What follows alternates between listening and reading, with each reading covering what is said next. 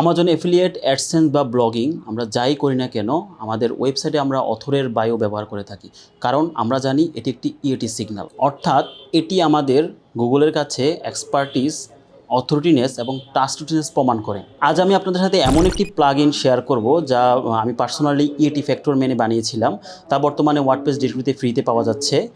চলুন দেখা যাক প্লাগইনটি কীভাবে সেট আপ করা যায়। এই প্লাগইনটি বানানোর মূল কারণ হচ্ছে এই যে হোবার যে সিস্টেমটা, এই সিস্টেমটা অ্যাকচুয়ালি আমি অনেকগুলো অথরিটি ওয়েবসাইটে দেখেছি, তাই আমার মনে হয়েছে এই সিস্টেমটা কোনো না কোনোভাবে আমার অথরিটি বা অথর বায়োর যে ইএটি ফ্যাক্টর সেটাকে প্রভাবিত করবে।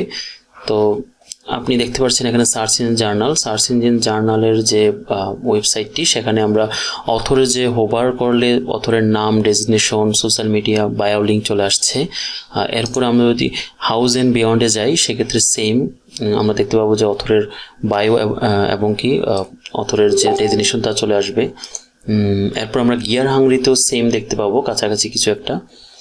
এইভাবে আমরা অনেকগুলো অথরিটি ওয়েবসাইটে দেখতে পাবো যে তারা সেম সিস্টেম ইউজ করতেছে, যার কারণে এটিকে আমার ইএটির কোনো একটা ফ্যাক্টর মনে হয়েছে। তো চলুন দেখি আমরা প্লাগইনটাকে ইউজ করা যায়। প্রথমে আমরা ওয়েবসাইটে লগ ইন করার পর প্লাগইনের অ্যাড নিউ অপশনে যেতে হবে, অর্থাৎ আমরা নতুন একটি প্লাগইন যেভাবে অ্যাড করে সেভাবে অ্যাড নিউ অপশনে যাব। অ্যাড নিউ প্লাগইনে যাওয়ার পর আমরা সার্চ অপশন থেকে সার্চ দিব WordPress author bio and hover. WordPress author bio and hover search দেওয়ার পর আমাদের কাঙ্ক্ষিত প্লাগইনটি চলে আসবে। আমরা প্লাগইনটি ইনস্টল নাওতে ক্লিক করে ইনস্টল করে নিব। প্লাগইনটি খুবই লাইট ওয়েট, তাই জাস্ট প্রয়োজনীয় ফাংশনগুলো অ্যাড করা হয়েছে। আমরা প্লাগইনটি অ্যাক্টিভ করে নিব। প্লাগইনটি অ্যাক্টিভ করার পর আমাদের যেটা করতে হবে সেটা হচ্ছে আমরা অল ইউজারে যাওয়ার পর আমাদের যে কাঙ্ক্ষিত ইউজার, সেই ইউজারে যাব। ইউজারে যে আমাদের ইউজারের যে ডিফল্ট অপশনগুলো সেগুলো পূরণ করা থাকতে হবে, অথবা আপনি চাইলে প্লাগইনের যে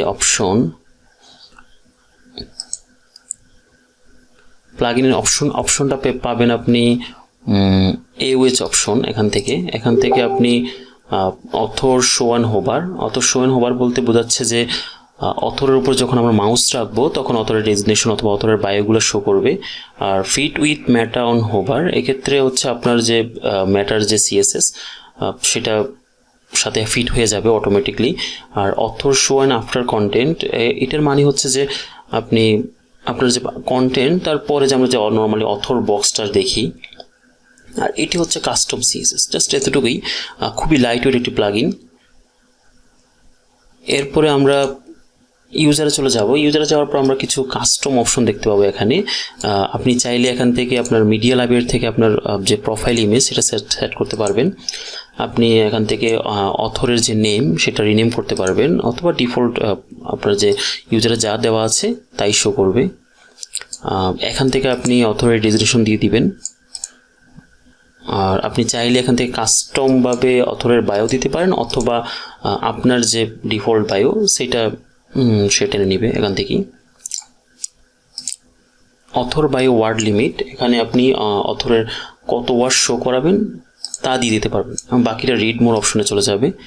আর এখান থেকে আপনি আনলিমিটেড আপনার সোশ্যাল বাটন অ্যাড করতে পারবেন। তো আমার রিকমেন্ড হচ্ছে সর্বোচ্চ 4টা বা 5টা সোশ্যাল মিডিয়া বাটন অ্যাড করা, এর বেশি না।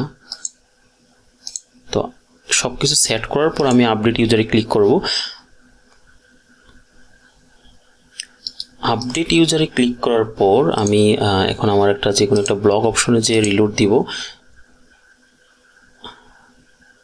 এই তো আমার অথরের যে হোভার করলে যে অথরের সিস্টেমটা সেটা চলে এসেছে। আমি যেহেতু আফটার কন্টেন্টের পরে অথর বক্স শো করার জন্য অপশনে টিক চিহ্ন দিয়েছি, সেক্ষেত্রে আমার এখানে কন্টেন্টের পরে অথর বক্স চলে এসেছে। আপনারা চাইলে কাস্টমাইজ থেকে উইজেট থেকে আপনি আপনার সাইড বারে অথর বক্স অ্যাড করতে পারবেন। এখানে আপনার উইজেট মেইন সাইড বার, এই যে এখানে আপনি এটা অলরেডি অ্যাড করা আছে। এখানে জাস্ট আপনি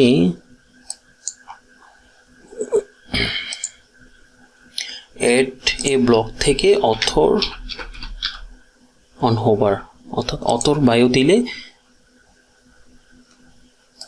আপনি এই প্লাগইনের যে উইজেট সেটি পেয়ে যাবেন। খুব সুন্দরভাবে আপনার অথর বায়ো অপশনটি চলে এসেছে।